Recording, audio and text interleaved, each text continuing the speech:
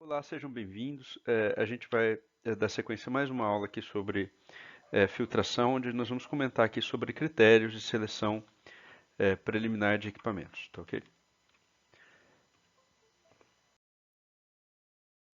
Bom, como objetivos, né, que segue a estrutura, nós vamos falar aqui um pouco sobre o teste experimental, que é empregado ali para a determinação das características da filtração, e sobre critérios ali da seleção preliminar de filtros. Ok. Um aparato típico aqui do equipamento experimental está apresentado aqui, né? Então, basicamente, você tem ali um funil de Buchner, né? E aqui um Kitasato, ali com uma saída que você aplica vácuo, certo? E você, tipicamente, também pode ter um rotâmetro aqui. Você pode ter um rotâmetro aqui para medir a velocidade do gás que está passando. E o líquido vai ficando aqui no fundo. Então, basicamente, se coloca a suspensão aqui em cima, beleza? Se aplica o vácuo, aqui você vai ter um sistema de vácuo, e aí você vai coletando filtrado, né, o gás, como você está fazendo vácuo ali, você tem uma passagem, deve ter uma passagem de gás ao longo do tempo, então você pode fazer a medição dessa passagem de gás. Isso tanto nas etapas de filtração quanto nas etapas de lavagem, né? Então no final você consegue ter o volume de filtrado e as vazões, uma eventual vazão de gás que está passando ali, e você tem ali também as medições que depois você pode pegar da torta. Você pode pegar a torta depois do final da lavagem e de filtrar, lavar a torta, depois fazer a secagem e ter as medições acerca da torta, certo? Então, com isso, você vai ter coletado, né? E algumas informações vão vir previamente, como a caracterização da suspensão, e aí você consegue preencher a folha, o que seria um relatório dos dados da filtração, certo? Como a gente vai ver. Você consegue montar, por exemplo, uma folha de dados desse tipo, né? Em que você tem ali, por exemplo, sobre a carga que você coloca, a quantidade da lama que você está, da suspensão que você está colocando, o peso da suspensão, consequentemente, o volume e peso você vai ter a densidade, e precisa também ter a informação da porcentagem de sólidos que está sendo alimentado ali nesse sistema. Tá? Essa porcentagem de sólidos pode vir por outra caracterização da suspensão. Bom, depois medido você consegue ter o filtrado, o valor que você está fazendo de vácuo, a vazão de gás, né, que você pode estar medindo ali, passando a temperatura, é, colocando termômetros ali, você consegue fazer a medição de temperatura, o volume de filtrado, o tempo de filtrado e a porcentagem de sólidos. Tá, ok? Bom, aqui primeira, segunda e terceira lavagem é toda a mesma coisa, mas você, depois de fechada a filtração, você pode fazer a lavagem do material e armazenar os dados ali, né, do com que você está lavando a sua torta que ficou, o vácuo que está sendo gerado, a vazão de gás, a temperatura também do sistema, o volume de filtrado adicional que está sendo conseguido, o tempo ali dessa lavagem, né, após a filtração, quanto tempo você deixa, e a quantidade de sólidos no filtrado, tá bom? Então a segunda e a terceira lavagem também podem ser medidas. Bom, depois você tem a etapa de secagem, você pega a torta é, e, e- e faz a secagem da torta, e você pode informar ali, a secagem pode ser feita sob vácuo ou não, né? Se você fez o vácuo, se você fez com vazão de gás, a temperatura e o tempo de secagem. Bom, e depois você pode medir ali, por exemplo, né, informações como o peso da torta, a espessura, é, o peso da torta seca, né, a quantidade de sólidos secos que você tem ali na torta, certo? E você tem informações importantes. Ok?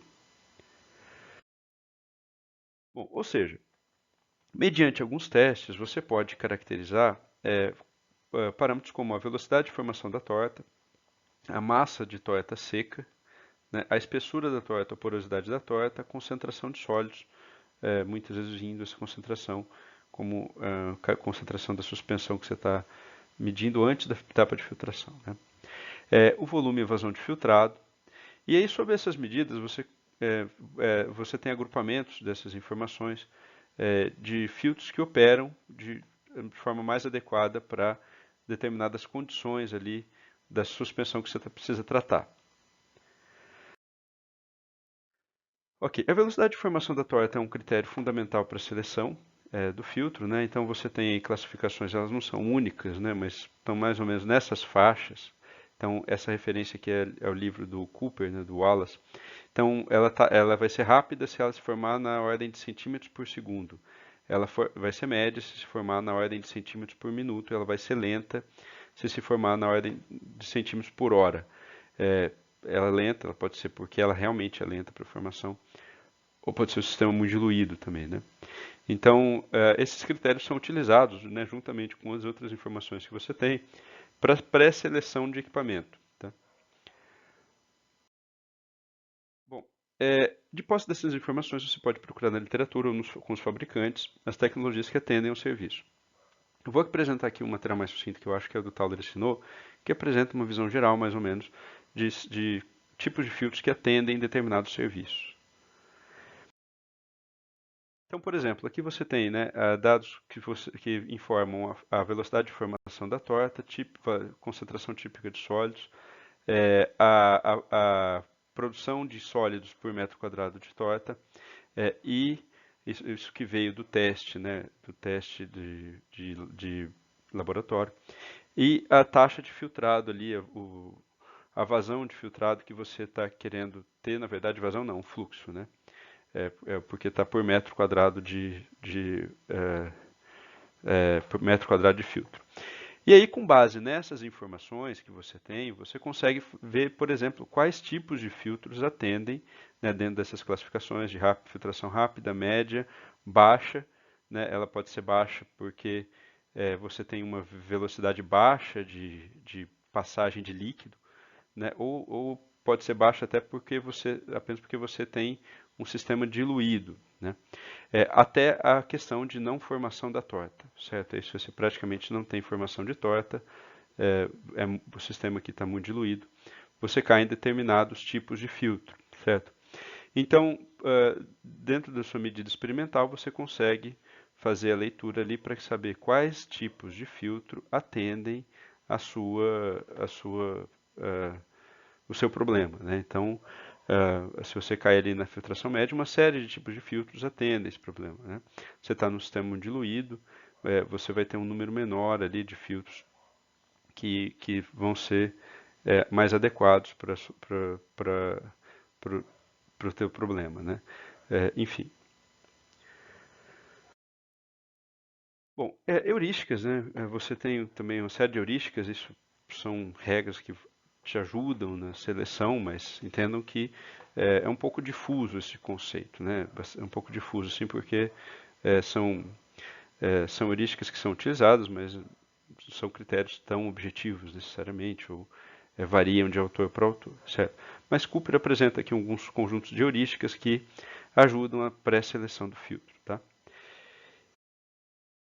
Então, por exemplo, os valores ali que classificam a velocidade de formação da torta, né, outros autores não apresentam exatamente nessas faixas, mas você tem ali as velocidades de formação colocadas ali em termos dessas ordens que a gente tinha comentado, na faixa de centímetros por segundo rápido, centímetros por minuto médio e centímetros por hora lento.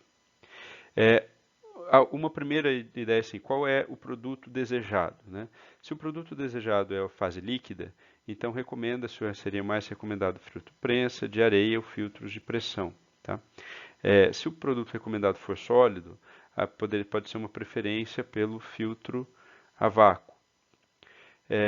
A filtração contínua não vai ser recomendada se você tiver uma velocidade de torta muito baixa.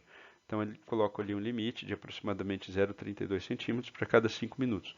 Por quê? Porque se você tem uma velocidade de formação de torta muito lenta, não coloca o sistema contínuo, coloca lá uma filtração embatelada que você vai tirar de tempos em tempos. Né? A filtração contínua ela é pensada para quando você tem uma geração contínua de torta. A filtração rápida pode ser conduzida em filtros esteiras e aqui vem um conjunto de informações, né? A filtração média pode ser conduzida por filtros a vácuo, por exemplo, o filtro rotativo, né? A filtração lenta pode ser conduzida por filtração com pressão.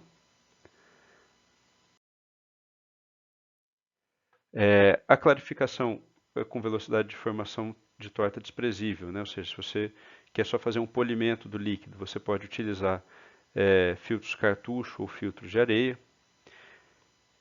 Condições típicas de operação de filtros rotativos, ele informa aqui, por exemplo, se no campo de minérios finamente moídos, ele dá aqui condições típicas de operação. Se você estiver falando de sólidos mais grosseiros, ele dá outras condições típicas de operação. Filtros cartuchos, como foi comentado, podem ser utilizados no polimento de correntes finais. Para tortas que requerem boas lavagens, ele recomenda filtro horizontal. É, filtro rotativo filtros rotativos e de disco são usados onde a lavagem não é uma etapa tão importante, né? E filtros prensa são vantajosos em aplicações que requerem flexibilidade de projeto e operação, certo? Então é um grande conjunto de heurísticas que te ajudam, né, a ver se aquele equipamento atende ao teu problema, né? Mas isso se torna bastante específico, certo? Ok. Outras referências e informações adicionais ajudam essa pré-seleção, tá? Mas, como disse, as classificações não são únicas. Tá? Aqui, por exemplo, o próprio livro do Cooper, depois lá, ele apresenta uma classificação linguística, em termos de bom, médio, né, mais comparativa, de diferentes tipos de filtro quanto a diferentes critérios, certo? Então, sólidos no produto líquido, se isso é ruim, ou se isso é excelente, ou se isso é bom, ele vai apresentando aqui uma série dessas informações, né? Ah, ah, enfim, esse aqui esse gráfico não ajuda tanto, mas você tem aqui uma série de autores que apresentam essas classificações, mas muitas vezes elas são linguísticas e isso te leva a critérios não muito objetivos, certo? Ou condições ali de aplicação ou de operação desses filtros, aqui uma tabela do Perlmutter, né? E aí você tem ali condições típicas de operação desses filtros e alguns comentários ali que também podem ser úteis na pré-seleção, tá? Bom, mas como está sendo dito, né, assim, é um mundo relativamente complicado e muitas vezes o que você vai precisar saber é a consulta com vendedores, certo? Então é como está sendo essa frase aqui do Jacob Collins, né?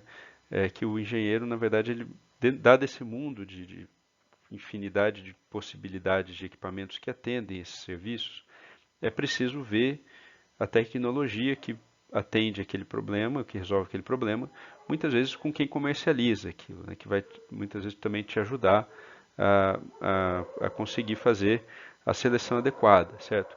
Então, a gente tem uma visão geral, uma ideia geral para uma pré-seleção, uma seleção preliminar, mas claramente você vai ter que, se você tiver essa demanda, você vai ter que buscar junto a quem comercializa essas tecnologias. E aí, havendo a demanda, né, você que vai precisar é fazer o preenchimento de uma série de folhas de dados ali, muitas vezes de informações que você não tem necessariamente disponível, e até o próprio vendedor da tecnologia vai te auxiliar nesse preenchimento, certo?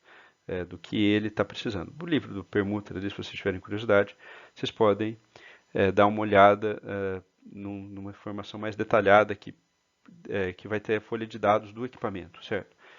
E aí você tem que ter o sistema que você realmente está querendo trabalhar, onde aquele filtro vai ser inserido na indústria, quais são os equipamentos anteriores, os equipamentos posteriores, é, os controles que vão ser inseridos, enfim. E aí você tem uma série de dados ali a ser preenchido nessa especificação que, na busca com quem vende a tecnologia, ele também te auxilia no preenchimento dessas folhas de dados, certo? Ok. Que bibliografia recomendada e é isso. Obrigado.